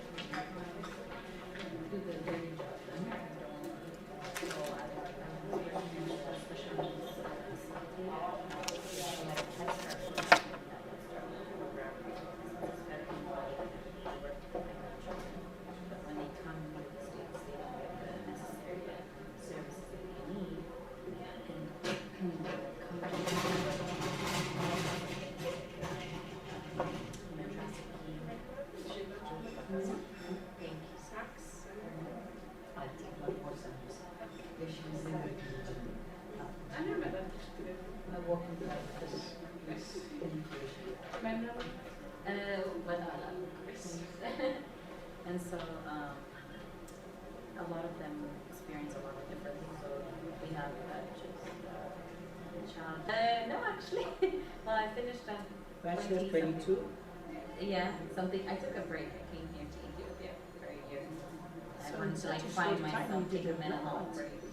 Yeah, I'm always active. My kids have that guts to come back here. Oh, I've always wanted to come back here, and like at the end, I never changed my citizenship. No, they're in the States. They're in DC. My sisters are there too. Married. His foundation.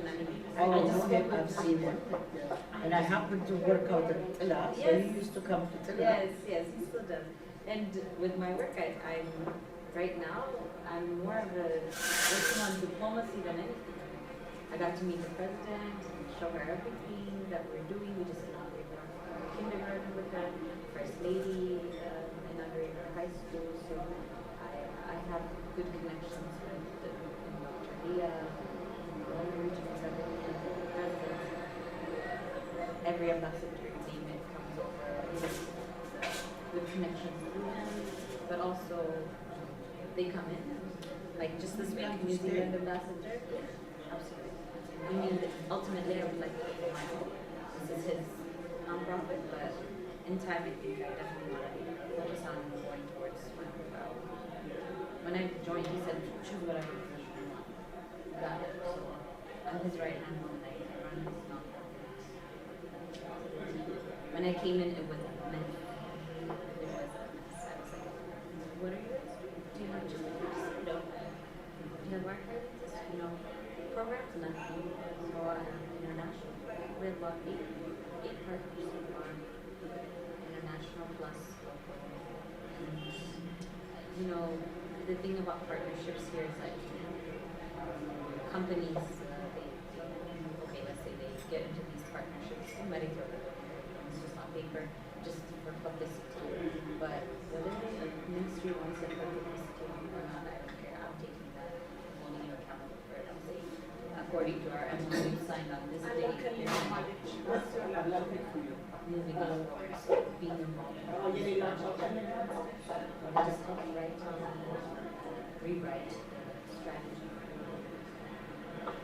student education for the next 8 years. And I would say,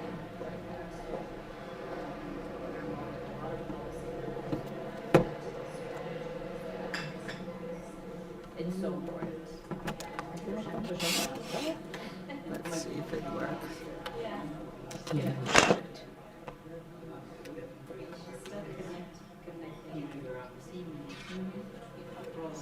Science and education.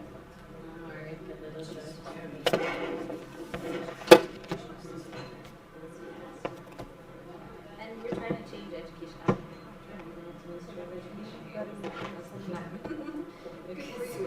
Because sometimes I see people that are in actual positions. No, no, no. They're just Because not apresentare, no, that's part of my discussion. I'm on my way, I think. And I've got the right person that I could help guide me. Is he still working? No, he just has his nonprofit. Yes, he writes his books. And he's constantly guiding me with that. He has a bunch of, what you call it, honorable doctorates. But being Has he gone to the education system? Yes, in China. Defense school, China. That's the one for sure. But What's your news? And I've got one of his customers. he definitely has influence. Let's put it that way. Are you kidding me? Last time he said there has not been one leader that has not passed through my hands. He is a kingmaker. So she's the pharmacist. We're working definitely together. Oh, okay, very good. Nice meeting you. I'm hoping that I recently I vet någonting om strålmaraton och bensin.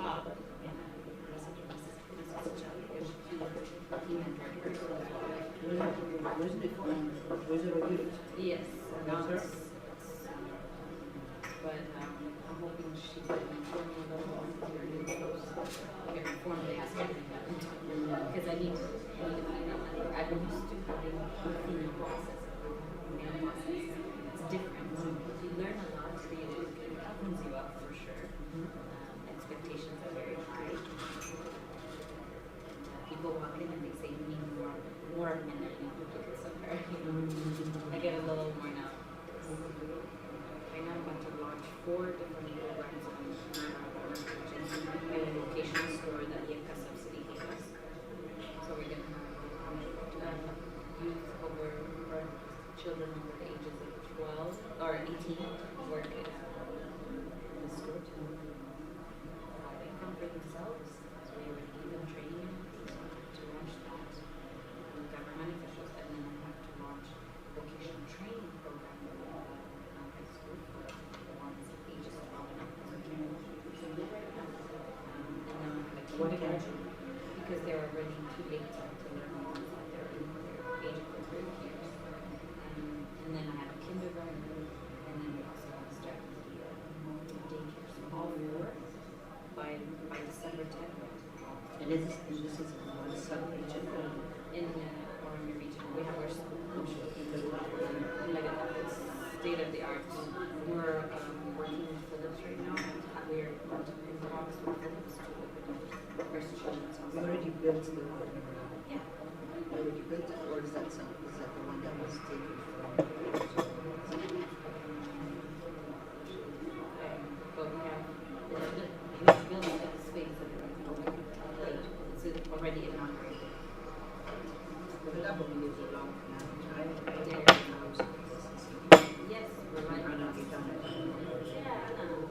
It's their the inaugurated house. The order system. This is us. President came. Good time.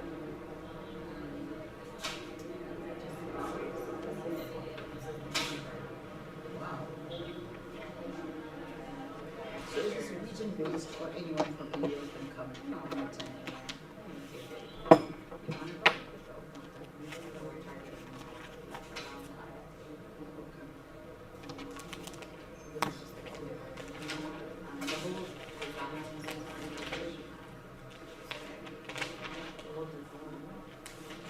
So who funds all this? And then we fundraise, we have one international already. So this is our, we're gonna turn this into. Balahapush can build all this. How do you This reach one, the is Balahapush? the first lady, 19. This is this is And how do you do that? How do you we just reach out to them and tell them our story and all these real estates in Balahapush? no. Only went for well, we didn't even use them. Oh. That one is for our foundation. Okay. Grant. That one I use all for our program.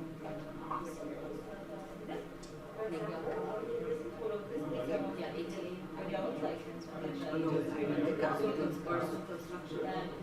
Yeah, the makeup is the bushes and all that. Yes, because when it's created, was HIV officer. So we have a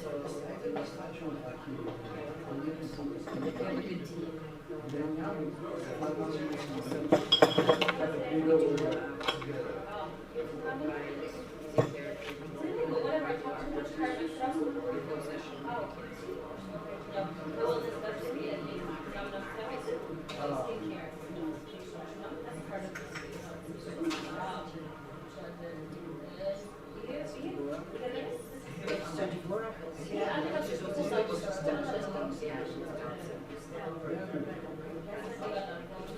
Yes, how many years?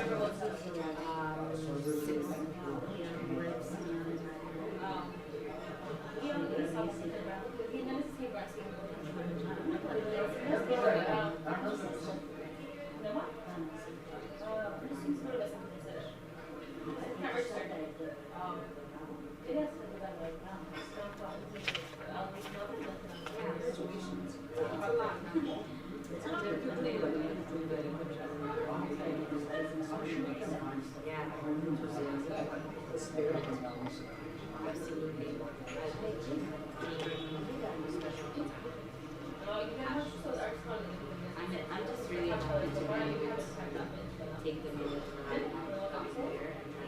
We're working with a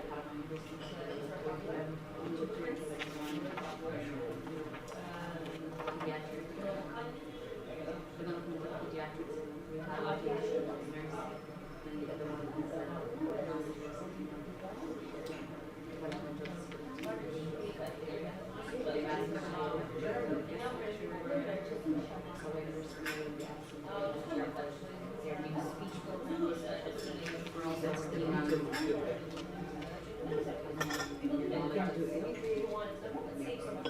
make time. And then when we research, we did prominence research. Now the numbers are not there, so we're trying to build a national database.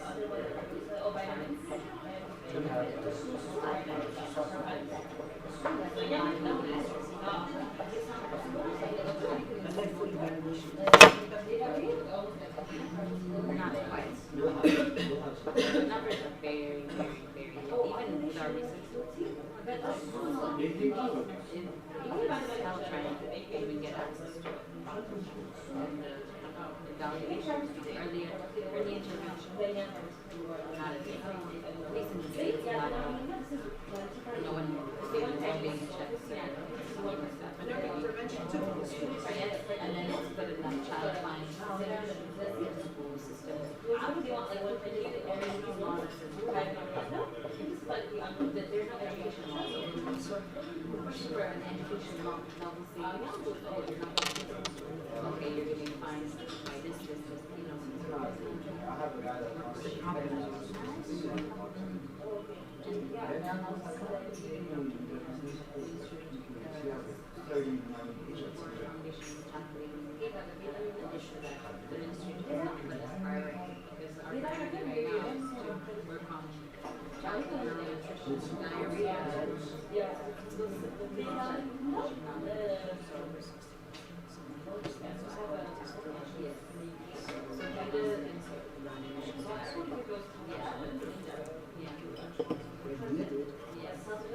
But right now, it's a hierarchy of needs.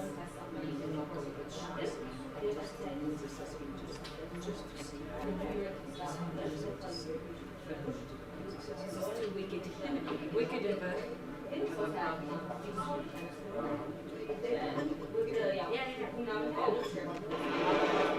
Moms will say, I'm going to gather people. It's fantastic. It's fantastic. I'm sitting here and saying to myself, oh, shame on me. I could have invited so many healthcare professionals. Yes. So much. Yes, and there's so many healthcare professionals.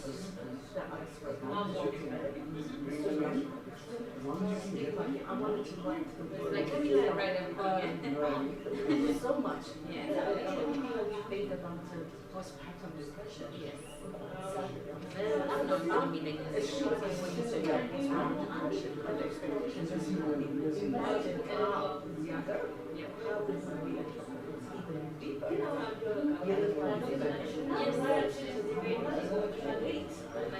Why are you not loving your child? The social worker, mental health. Yeah, So so you can help us process all right. I was like, I'm so overwhelmed. I'm serious. We'll process it here, we'll process it back there. Because we want the intent to what I write is building bridges so we can learn from each other. So she's actually very close to me in Pennsylvania, so we're like a few hours drive, but we could do reading from that area.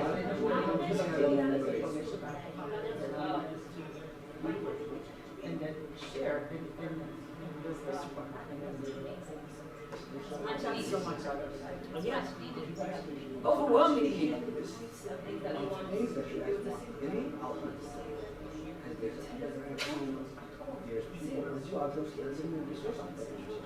Yeah. The one here too. Yeah. Yeah, 24. But or you said no, I can't. And it was so funny. No, I didn't when we started. yeah. He was in here. Yeah, so it's like, it's normal, and then And then when it comes to talking about kids, I said, we're talking about those things. yeah, Yeah, it's a, I I don't talk to family about it, but my friends totally open because of like living in a home. Sex is commercialized and it's normal. So for me to have a conversation. But it's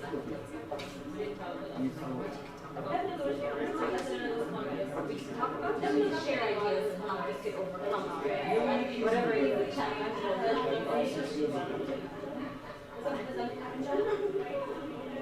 Oh, I should have talked about that. I already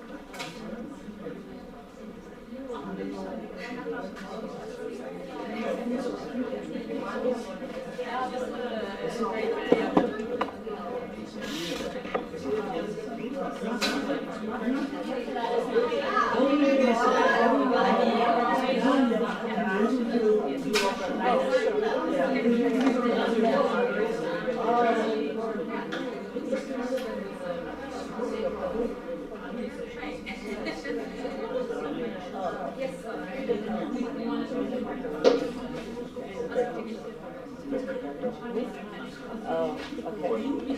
Then we're gonna have to give them so they can do their reflection from the audience, Q&A reflection. So just let them know, then they can reflect that.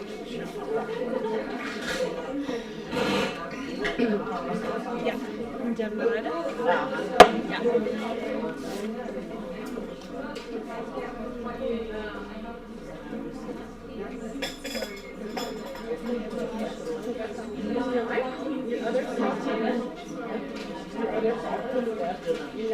Oh, okay, yeah. That's good.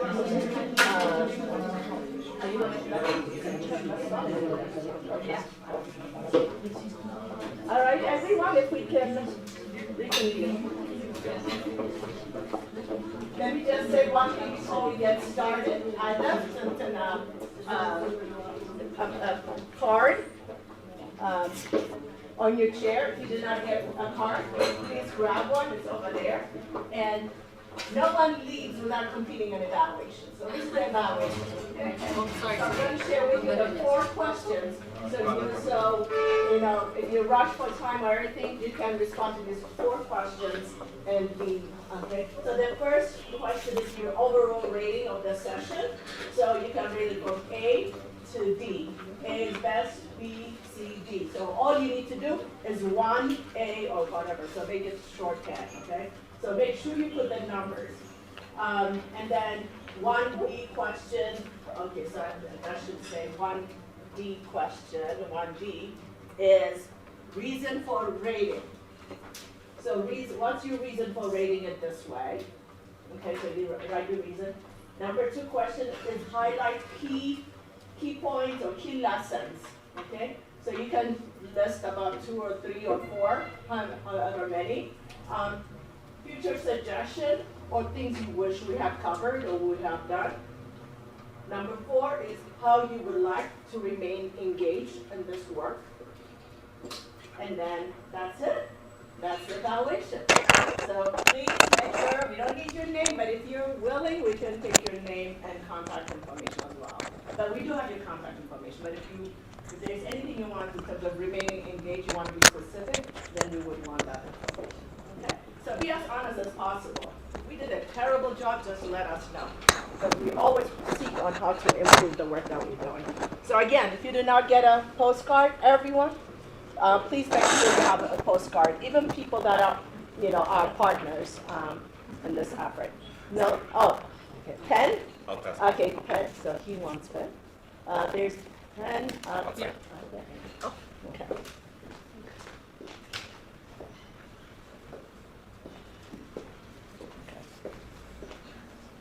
So we're gonna start. Den right-handed. Okay. This is here. So yeah. So what we're going to do right now is that we will reflect on a few points that were heard from the earlier session, and also share a little bit of our work or our perspective. So the panelists here can do a combination of both, or just focus on responding to some key points that they heard, and also questions or suggestions for YeneHealth. So that's what we're going to do. I'm going to do a combination where I'm going to just highlight some issues. I'm going to highlight some issues around sexual and reproductive health, updates, statistics, and information. I'm going to go very briefly through that, and then share some perspectives from my work around sexual health, and also consideration for YeneHealth. So I'm going to share with you some key information then on sexual and reproductive health, some data. And this is data that we actually collected for a study that we're doing at Hopkins. We're doing a landscape analysis of gender equity in health in 11 countries. And the 11 countries include Ethiopia, Rwanda, Kenya, Cameroon, Senegal, Zambia, Zimbabwe, Tanzania, Morocco, and Mozambique, and I'm missing one country, I don't remember. So this is the preliminary information that we shared as part of that report. But I will inform you when we complete the 11 country study. And the plan for Hopkins is that we're going to hold a regional conference on gender equity in health. It's going to be held in next summer in July 2023. We're exploring various places, either Kenya, Rwanda, or Ethiopia. Rwanda might be out because we found out that for the time that we wanted, the hotels are completely booked. So we might do it in Kenya. I really would love to have it in Ethiopia, but I'm hearing that because of uneasiness regarding the social and the political climate here, some people feel like they're having difficulty coming to Ethiopia.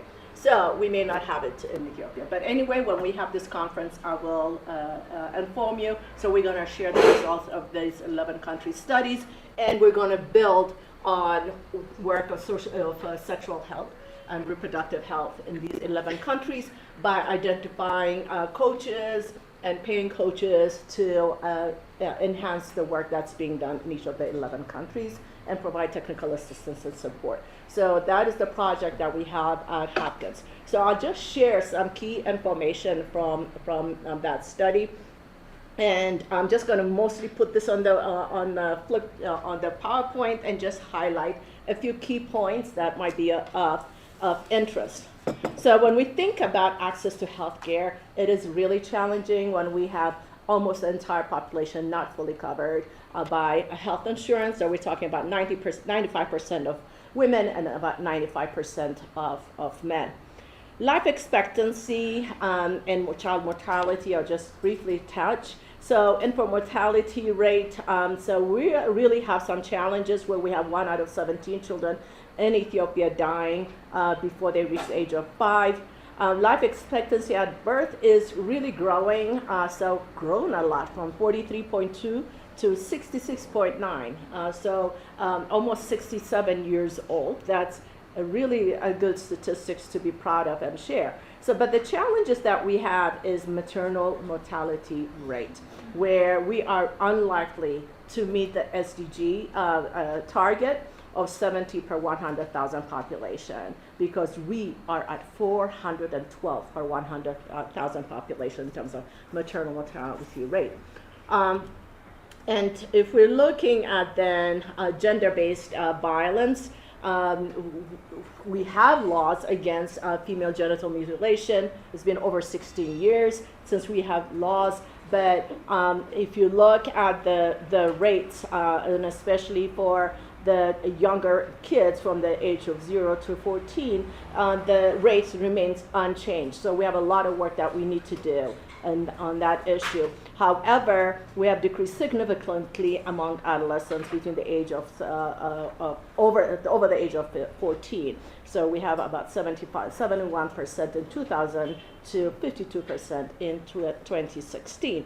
And if you think FGM is only an issue here in the U.S., it seems like we carry our culture to other places as well. So in America, we have within the Ethiopian population the practice of female genital mutilation. And to my astonishment, the deacon of the church where I was a president was actually practicing FGM. And I had no idea that people in our church were practicing FGM. It took a while for the U.S. to catch on regarding issues around FGM, and it was only recently that they put laws against FGM. And then one of the persons, one of the first folks that were actually penalized as a result of FGM was an Ethiopian living in Atlanta, where he was served 10 years prison sentence for having FGM with his 4-year-old daughter.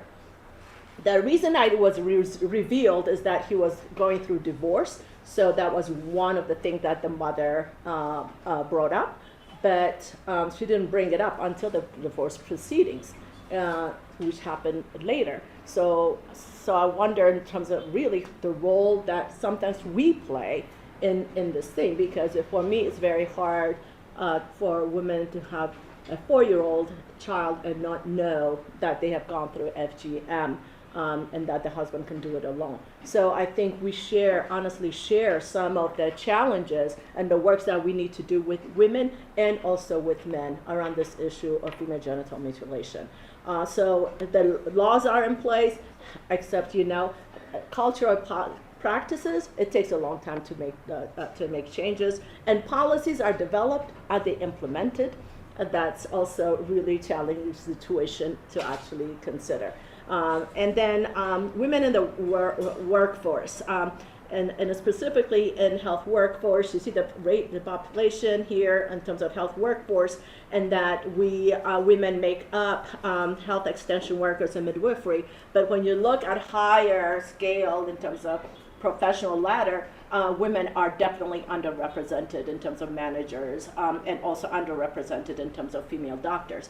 And one of the things that we found out from studies and data with women in terms of sexual and reproductive health is that the lack of access to female doctors is one of the issues that they cite around challenges in terms of sexual and reproductive health needs. And then, then the last slide on reproductive health is that there is the National Reproductive Health Strategy, and we have the National Adolescent and Youth Health Strategy Initiative. So all this information and data is available from these sources. It is all part of an effort to do a better job of data. And as Tesfaye said, that is a major challenge, that we have accurate data, access to data. So we need to continue to build on that. And sometimes when we even have data, the accuracy of the data is questionable. So when I look at the data that says the prevalence of knowledge about modern contraception increased significantly for adolescents from 68 to 70% to almost 95 to 97%, I'm like, really? Almost 100% of our adolescents know about contraceptive choices? That is a surprise. Is it a surprise to you? I see nods. Yeah. I mean, so again, the accuracy of this information is important to really consider. And so incidence of women having an unmet need for family planning fell from 36% to 22%. So we are making improvement in addressing the needs and the challenges of women regarding their reproductive health. So a few points that I would like to make then is that we know, I mean, there's a proverb that says, educate a woman and you educate a nation, right? So an educated woman creates an educated family, more able to nurture this educational achievement of her child. An educated woman makes higher income. An educated woman invests more of her wealth, of the money that she gets to the improvement of her family. Growing up in Ethiopia, about 60 years ago, when I was born, the population was about 48 million when I left Ethiopia around 1976.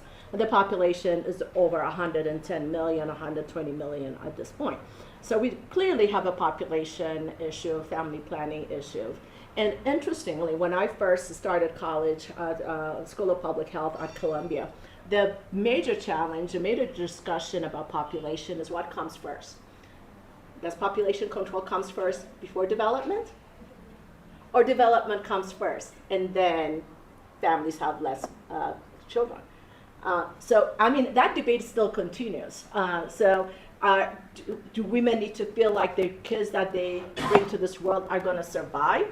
So if we build that assurances, then they're less likely to have larger families. Is that so? Those debates actually continue to this day, and there are challenges in the myths and a taboo conversation or around population control, family planning in Africa. Really thinking that Bill Gates has a major plan for us in Africa. Whatever it is, but it's a very important conversation for us to have. So then growing up, where let me share with you in terms of the boys' experiences growing up. At that time when I was growing up, boys were encouraged to explore sexually. And even be, permissive, have sex with as many young people as you want. It is part of the expectation that you have. And, but then in terms of their access to women was limited, so they engage in abusive behavior, where oftentimes the maids that work in houses were actually raped, were actually seen as just a way for the sexual escapades of young people when they were growing up. And if that is not the case, then it is really going to prostitutes or sex workers. So sex was seen as something for pleasure that men should really explore from the young age and continue to on. And then when they get into a family setting, it's like that dominant behavior in terms of the parent, the role that they play within the family as their lead role. Now let me share with you then that for the girls, it is completely the reverse. Girls are to suppress their sexuality and not flaunt it as well. The expectation is that girls should be virgins, and that expectation still continues today. And non-virgins are shamed or expelled from home, as we discussed earlier in our group. So completely removed from family. I know in my own setting, my mom made it clear that if you engage in sexual practices, you're going to humiliate our family and you're going to be out of the family. So the choice is yours. The female genital mutilation continues to exist, as I mentioned, and that sex was not for pleasure. Sex was purely for procreation. And so women, that's how they were raised, and to be submissive. And then in their role in terms of the family structure, it is to support and nurture the family, the structure. So 60 years later, even though we're still human beings, we are sexual human beings, women, and God created us that way. So one of the things that I say is that when men think that we are not sexual beings, God wanted us to be sexual being women. And the reason why I say this is that when you think about